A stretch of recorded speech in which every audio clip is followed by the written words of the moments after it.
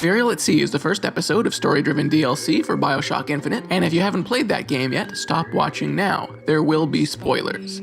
And why haven't you played Bioshock Infinite yet? It's great. The ending of Infinite introduced a connection between Columbia, the floating city from that game, and Rapture, the underwater dystopia found in the first Bioshock. That connection forms the backbone of Burial at Sea, which finds you playing a version of Infinite's protagonist, Booker DeWitt. Only this time you're a private eye living in Rapture, and you're hired by Elizabeth, or a version of her, to find a missing girl. Whatever else you can say about this game, it has style up to its eyeballs. It starts with a really great film noirish opening in Booker's office, and from there you're free to explore a pristine, pre-Bioshock 1 version of Rapture. At this point, the game gives you a basic task involving finding an item in 3 potential locations, though this is really just an excuse to let you wander around the intricately designed underwater city, listening in on its citizens' conversations whenever you feel like it. If I wanted this, I might as well have stayed in Vladivostok. And occasionally stumbling across audio logs that help flesh out the story. I feel like this segment of the game justifies a $15 price tag alone. This version of Rapture is a beautifully designed city that's a real joy to behold.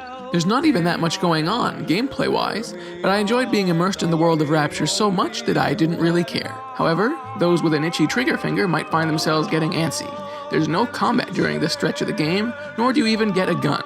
Eventually, you wind up in an abandoned part of Rapture, which is much more like the destroyed city we came to know and love in Bioshock 1, and which is chock full of splicers to fight. Like in the previous Bioshock games, you have an arsenal of guns and plasmids at your disposal. Ammo seems to be in shorter supply here, which encourages a stealthier, more melee-based approach. Pretty much all of Bioshock Infinite's gameplay features have been translated over. They even managed to transfer over that game's skylines, an impressive feat considering the confined nature of Rapture. Some of the action set pieces are fairly challenging, or at least they would be. However, there is very little penalty for dying, and any damage you did to enemies before you died carries over, which does make the game feel substantially less difficult than it would otherwise. It all leads up to a mind-bending conclusion that probably raises more questions than it answers. It's the type of ending that rattles around in your brain long after you've stepped away from the game, which, regardless of what you think of it, means that the game is doing something right.